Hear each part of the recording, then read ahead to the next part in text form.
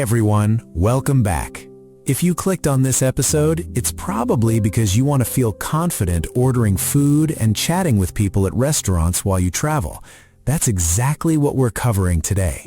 This is our complete guide to restaurant English.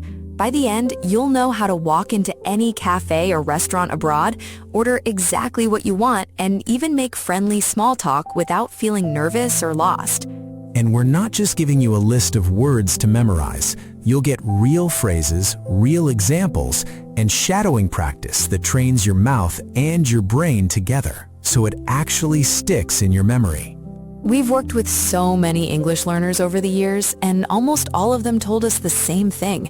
They understand English perfectly in their head, but the moment they need to speak in a real situation, their mind goes blank.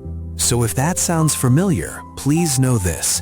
Every confident English speaker you admire once felt exactly the way you feel right now. Confidence isn't something people are born with. It's something you build, one small phrase at a time, and we're going to start building it together right now. Let's start with the biggest mistake almost every learner makes at a restaurant. Someone opens the menu, sees one word they don't recognize, and suddenly their whole brain just stops working. It's such a small thing, one unfamiliar word, but in that moment it feels huge. Most people just order the same safe dish every time, or they point at something random and hope for the best. But here's the good news. You don't need to understand every word on a menu. You only need one small habit, and that habit changes everything. The habit is simple. Instead of freezing, you just ask a question, like, "What is in this dish?" That question works in almost any restaurant in the world, and it never sounds strange even from a beginner. And that's really today's biggest hack. Confidence in English doesn't come from knowing every word. It comes from having a few flexible phrases that work in almost any situation. So today, we're giving you exactly that. You'll get real restaurant vocabulary, real conversation examples, and something we love doing on this podcast, shadowing practice. This way, your mouth learns alongside your brain, not separately. But before we jump into the phrases, let's talk for a moment about why shadowing works so well for a situation like this. Once you understand it, you'll actually want to practice it every single day. Shadowing simply means this. You listen to a sentence, and right after, you say it out loud yourself, copying the rhythm, the speed, and even the feeling behind it. Most learners only study vocabulary with their eyes. They read a word, maybe write it in a notebook, but their mouth never actually practices saying it. And that gap is exactly why people freeze in real conversations. Think of it like learning to swim by only reading books about swimming. It might make sense in your mind, but your body still won't know what to do until you actually get in the water and move. That's such a good comparison. All right, here's what we're going to do.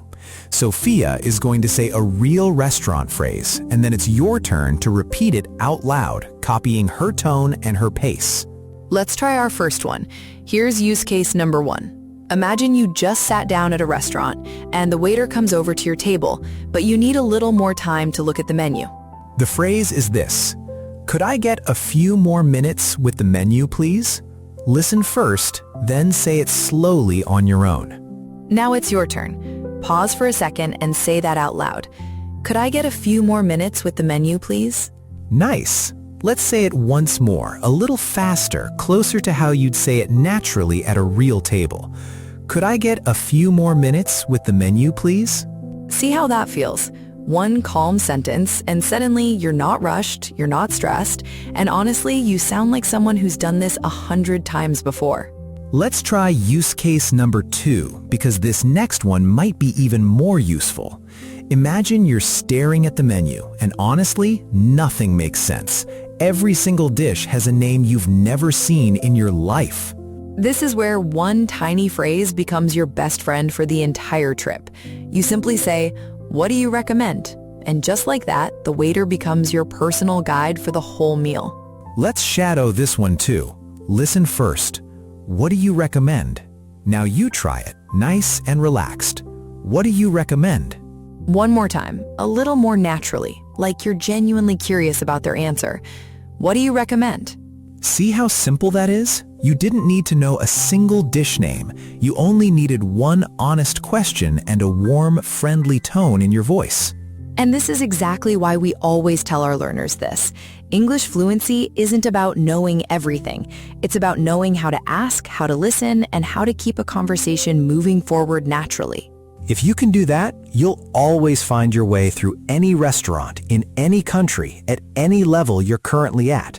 That confidence is closer than you think, and you're already building it right now just by practicing with us. And we're just getting started. Coming up next, we'll look at what to say when your food finally arrives, what to do if something's wrong with your order, and how a little small talk with your waiter can turn into one of the best memories from your whole trip. Last time, we left off with a promise, and today we're keeping it. We're talking about what happens the moment your food actually arrives at the table, and what to say if something isn't quite right. This is honestly one of my favorite parts of the whole restaurant experience, because this is where you get to relax a little. The hard part, ordering, is already done, and now it's just about enjoying the moment. But here's something surprising. A lot of learners actually get more nervous at this stage, not less, because now the waiter might ask you a question you didn't prepare for. Exactly. Something like, is everything okay with your meal? Or can I get you anything else? And if you don't have a ready phrase, that little moment of silence can feel so awkward. So let's fix that right now with phrases so simple you'll never freeze at this stage again. When your food arrives, the waiter will often say something warm and simple, like, enjoy your meal. And your job, the easy and lovely job, is just to respond naturally. You can simply say, thank you. This looks amazing. Short, warm, and completely natural. You don't need anything more complicated than that. And here's a little tip most learners never think about. Native speakers actually love hearing simple, genuine reactions. You don't need fancy words to sound confident. You need warmth and timing. That's such an important point, because so many learners think they need advanced vocabulary to sound good. But honestly, a simple sentence said at the right moment with a friendly tone sounds more natural than a complicated one said nervously. Now, let's talk about something every traveler eventually faces. What happens when your order isn't quite right? Maybe you asked for no onions and there are onions. Or maybe the dish itself is just wrong. This moment stops so many learners. They don't want to seem rude, so they just eat it anyway, even when it's not what they wanted. But you deserve to enjoy your meal exactly the way you ordered it. And there's a simple, polite way to fix any mix-up without any awkwardness at all. Let's shadow this together, because this phrase alone could save your next trip abroad from a small but annoying problem. Use case number 1. Imagine your dish arrives and you notice it's not what you ordered. The phrase is this: I think there's been a small mix-up. I ordered something different. Listen first. Calm and polite. I think there's been a small mix-up. I ordered something different. Now it's your turn. Say it out loud, nice and steady. I think there's been a small mix-up. I ordered something different. One more time, a little more naturally, like you're speaking to a real waiter in a real restaurant. I think there's been a small mix-up. I ordered something different. See how calm that sounds? No stress, no drama, just a clear and polite sentence that solves the whole problem instantly. Let's move to use case number 2, because this one comes up more than people expect. Imagine you have a specific need, maybe an allergy, or you simply can't eat something and you need to ask before you even order. The phrase is this: does this dish contain any nuts? I have an allergy. Listen first. Does this dish contain any nuts? I have an allergy. Now you try it, out loud, clearly. Does this dish contain any nuts? I have an allergy. Once more, at a natural, comfortable pace. Does this dish contain any nuts? I have an allergy. And notice something here. You can simply change the word nuts to anything else you need. Dairy, gluten, shellfish, whatever applies to you. The sentence structure stays exactly the same. This is what we mean when we say learn patterns, not just words. One sentence structure, and suddenly you can handle dozens of different real situations with total confidence. And that confidence, that feeling of being in control of a conversation in a language that isn't your first one, that's such a powerful feeling. It's worth celebrating every single time it happens. You should genuinely be proud of yourself for showing up today and practicing this with us. Real growth happens in small moments exactly like this one. And here's something worth remembering whenever you feel unsure at a restaurant table. Every single person you see confidently chatting with a waiter in a foreign language once had to say their very first nervous sentence too. Nobody starts out fluent. They start out exactly where you are right now, practicing one small phrase, one honest question, one polite correction at a time. So if you felt even a little proud repeating those phrases with us today, hold on to that feeling. That's the exact feeling that turns into real confidence the next time you're sitting at a real table abroad. Now, here's a question. What happens after the meal, when the waiter starts chatting with you a little, asking where you're from or what brings you to this city? That moment, that small talk moment, is actually where some of the best travel memories come from. But it's also where a lot of learners suddenly go quiet because small talk feels so different from ordering food. So in our final part today, we're going to give you natural, easy phrases for small talk with your waiter, plus how to handle the bill and end the meal gracefully. Trust us, this next part might be the one that turns an ordinary dinner into one of your favorite memories from the entire trip, so don't go anywhere.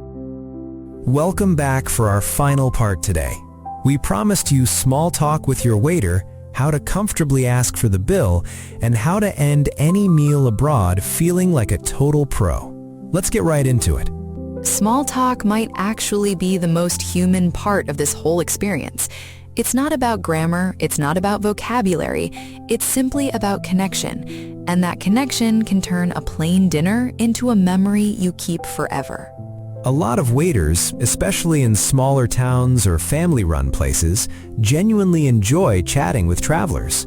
They might ask, "Where are you from?" or "What brings you to this city?" And here's the beautiful part.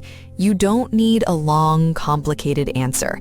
Short, warm, honest sentences work perfectly, and they usually lead to an even nicer conversation. Let's shadow this together, because small talk phrases are some of the most reusable sentences you'll ever learn. Use case number 1. Imagine the waiter asks you, "So, where are you from?" The phrase is this: "I'm from America, actually just traveling around for a couple weeks." Listen first, relaxed and friendly. "I'm from America, actually just traveling around for a couple weeks." Now you try it, calm and clear. "I'm from America, actually just traveling around for a couple weeks." One more time, at a natural pace, like you've said this 100 times before. "I'm from America, actually just traveling around for a couple weeks." And just like that, you've handled an entire meal, from sitting down to walking out, completely in English, with confidence in every single sentence. Let's pause for a second, because honestly, that's worth celebrating. Think about where you started this episode. Maybe a little unsure, maybe worried about freezing up at a real table. And now you've practiced ordering, asking for recommendations, fixing a mix-up, mentioning an allergy, making small talk, and even asking for the bill. That's an entire real conversation, built one small phrase at a time. That's genuinely the whole secret to English fluency. It was never about memorizing everything at once. It's about collecting small, real phrases and practicing them with your mouth, not just your eyes. And honestly, take a moment to notice how far you've come in just one episode. A few minutes ago, some of these exact sentences might have felt intimidating, and now you've said every single one of them out loud, more than once. That's not a small thing. That's real progress, happening in real time, and it's exactly the kind of progress that adds up faster than most learners expect. So let's quickly recap everything from today. You learned how to ask for more time with a menu, how to ask what the waiter recommends, how to describe your food arriving, and how to politely fix an order. You also learned how to mention a food allergy with one flexible sentence, how to answer friendly small talk questions, and how to confidently ask for the bill at the very end. Now, close your eyes for just a second and actually picture this. You're sitting at a small restaurant table in another country, sunlight coming through the window, quiet conversation around you, and the waiter walks over and speaks to you in English. And instead of freezing, instead of panicking, you smile and you respond, easily, warmly, like it's the most natural thing in the world, because now it actually is.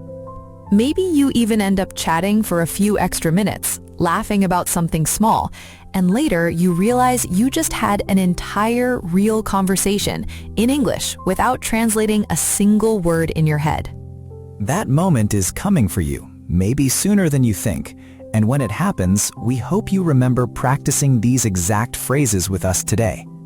But here's the thing, restaurants are just one part of traveling. What happens when you need to check into a hotel or ask for directions on the street or make small talk with someone at the airport? Those moments bring a whole new set of little challenges. And honestly, they deserve their own deep dive with their own shadowing practice, just like today. So if you enjoyed this episode, go check the link in the description for our Travel English Conversation episode, because that's exactly where your English journey continues from here. Make sure you're following this podcast so you never miss an episode. And if today helped you feel even a little more confident, let us know in the comments. We truly love hearing from you. Keep practicing, keep speaking out loud, and remember, every confident English speaker abroad started exactly where you are right now, saying one nervous sentence for the very first time.